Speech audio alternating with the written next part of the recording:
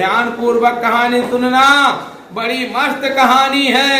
ये कहानी कोई हैरू गैरू नथु खैरू की नहीं है, ये कहानी है पंडित इशारुद्दीन मास्टर यूट्यूब चैनल की, जिस पे आपको ज्ञानवर्धक कहानियां मिलेगी। बंधुओं, पूरी कहानी को ध्यान पूर्वक सुनिए। एक समय की बात है, एक राजा था। राजा के ना तो कोई लड़का था ना ही कोई लड़की थी। राजा बहुत वृद्ध हो चुका था।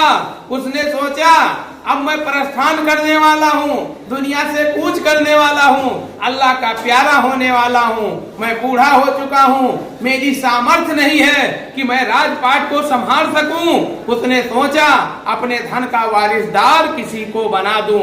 उसने दिल में ठाना मैंने मेहनत और मशक्कत से अपनी राज को बढ़ाया है, अपने धन को इकट्ठा किया है, इस धन को मैं एक ईमानदार आदमी को सौंपूंगा जो गरीबों की सेवा करे, दूसरों का मदद करे, हेल्प करे।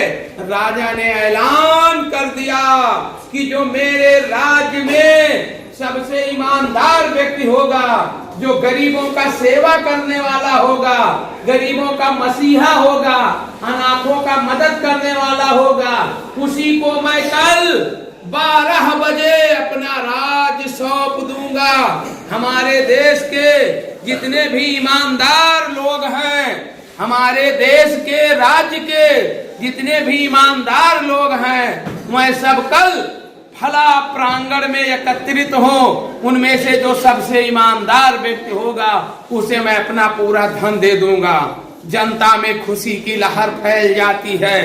जनता सोचने लगती है कि राजा से जब लड़ा जाता है तब राज मिलता है। आज सुनहरा मौका आ गया, गोल्डन चांस आ गया।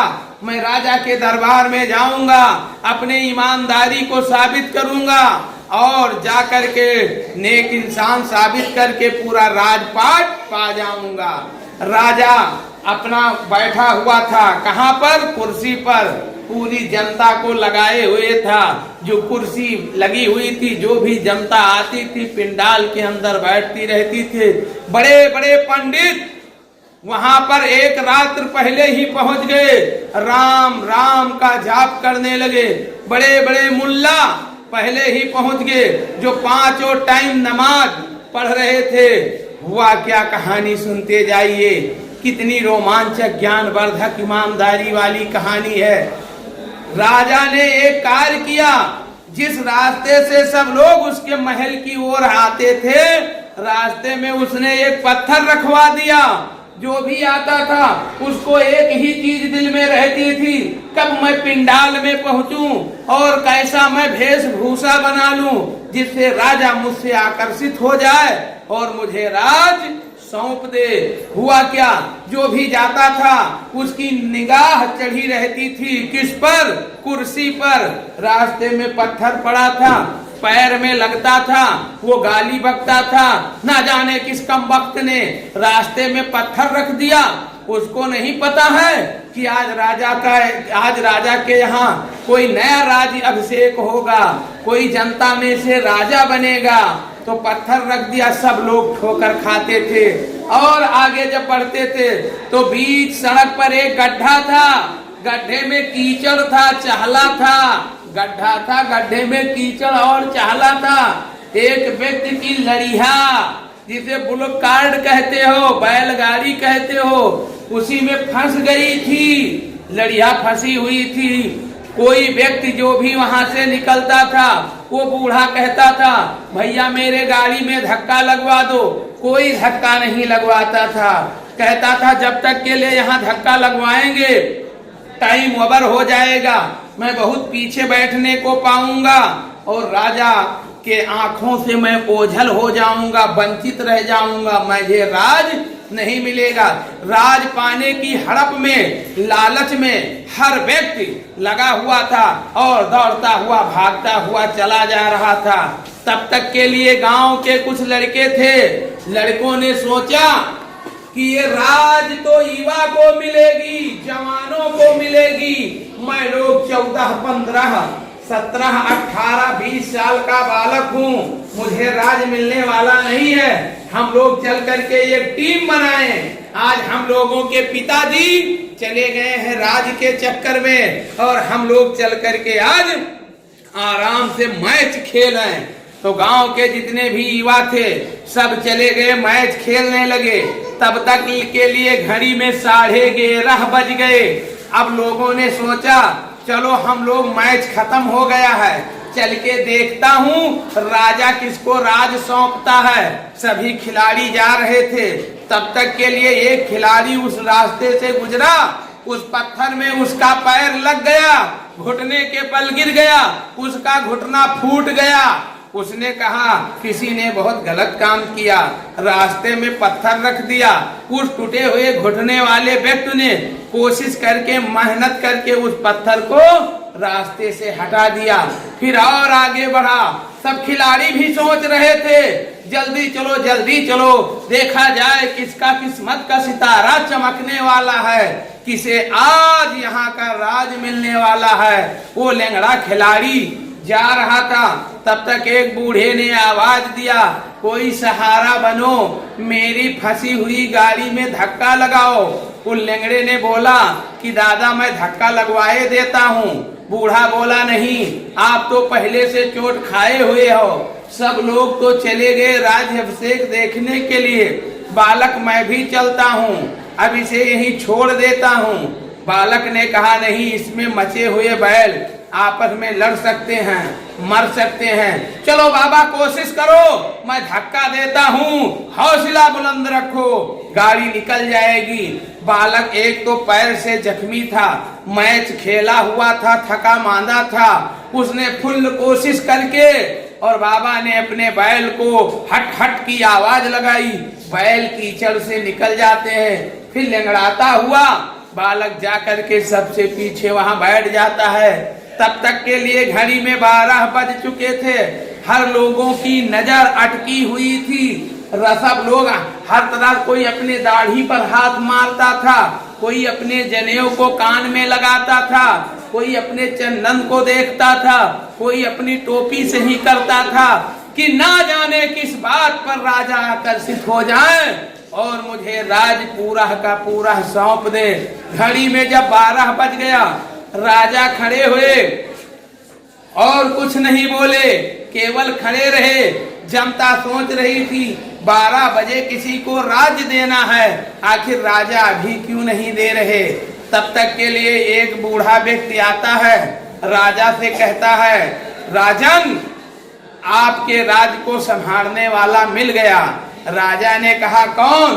कहा सबसे पीछे देखा जाए एक बालक खड़ा हुआ है जिसकी टिहुनी में चोट लगी है, वो जख्मी है, उसी को राज दिया जाए। बालक को बुलाकर मंच पर, स्टेज पर लाया जाता है। राजा जब उसे राज देने की घोषणा करता है तो जनता की आंखें फटी की फटी रह जाती हैं। कईयों लोगों ने कारण पूछा, राजा आखिर हम परसों नरसों बरसों से यहाँ बैठे पूजा पाठ कर रहे हैं, आखिर हम में क्या कमी है? इस बालक में कौन सी शक्ति है जो ये राज की रक्षा कर सकता है? हम हट्ठे खट्टे मुस्टंडे 80 साल 85 75 90 60 35 40 20 30 हर प्रकार के यहाँ पर जवान और वृद्ध और मुल्ला और पंडित जुटे हैं, लेकिन आपने आखिर राज इसी लड़के को क्यों दिया? इसी को ही देना था, तो आपने इतनी बड़ी साजिश रच के जनता को एकत्रित क्यों किया? राजा ने कहा सुनो सुनो सुनो, ये जो जख्मी देख रहे हो बालक, यही हमारे राज की रक्षा करने वाला है। रास्ते में पत्थर मैंने रखवाया था, सब लोग जो भी वहां से निकलते थे ठोकर खा लेते थे, पत्थर रखने वाले को गाली देते थे, अर्थात मुझे गाली देते थे। किसी ने ऐसा काम नहीं किया कि पत्थर को रास्ते से हटा दे। और आगे चला तो कहा वो मंत्री बूढ़ा मेरा ही था जो बैलगाड़ी फंसाए हुए वहां खड़ा था। मैं यही देख रहा था कि कौन ईमानदार आदमी है जो वृद्धों का हेल्प करने वाला है, जो इस बुलक कार्ड यानी बैलगाड़ी में धक्का लगा देता है। इतनी ताकत वाले आप लोग थे, एक वृद्ध का आप लोगों ने हेल्प नहीं किया। आप में लालच कूट कूट कर भरी थी। ये वो बालक है जो ये हारा मांदा थका एकदम क्रिकेट खेल कर आ रहा था, इसने ठोकर भी खाया, पत्थर भी हटाया और आकर के वृद्ध मंत्री के गाड़ी में धक्का लगाया। कीचड़ लागने का टेंशन ना किया, फुल ताकत लगा करके चिहले में कूद करके मड में गिर करके बैलगाड़ी को निकलवा दिया। मुझे ऐसे जरूरत है युवा साहसियों की, ईमानदार की, जो दूसरों के फायदे के लिए खुद कीचड़ में कूद जाएं। तो आप लोगों को पता हो गया होगा कि दुनिया की सबसे बड़ी पूंजी क्या है? ईमानदारी। हिंदू, मुस्लिम, सिख, ईसाई, कोई भी धर्म के मानने वाले हो, यदि आपके ईमान नहीं है, ईमानदारी नहीं है, तो सब बेकार है। इस कहानी को बताने का मेरा मुख्य उद्देश्य यही है कि धर्म कर्म के चक्कर में, लालच लोभ के चक्कर में पड़ करके आप लोग माया के दलदल में फंसे हुए हो, अपनी ईमानदारी भूल जाते हो।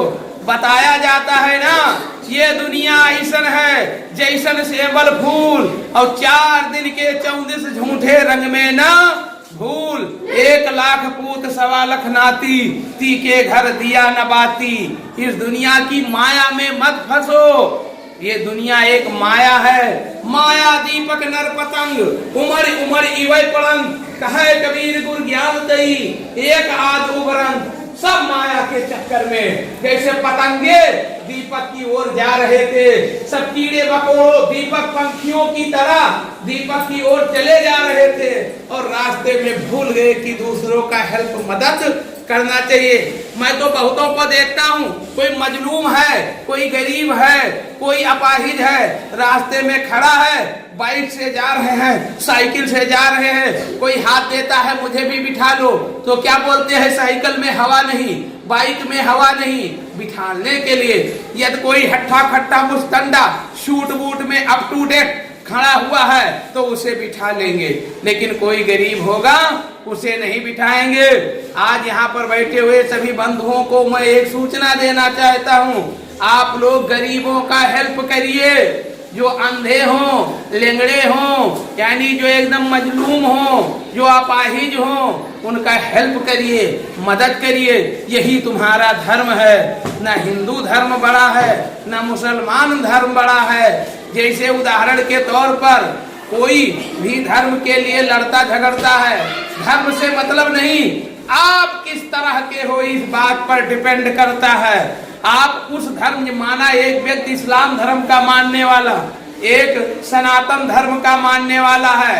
अब धर्म से मतलब नहीं है, उन दोनों से मतलब है कि दोनों कितने ईमानदार, कर्मठ और मेहनती हैं। यदि उन दोनों में से जो कर्मठ होगा, ईमानदार होगा, मेहनती होगा, परोपकारी होगा, वही सफल होगा, अन्यथा सफल नहीं होगा।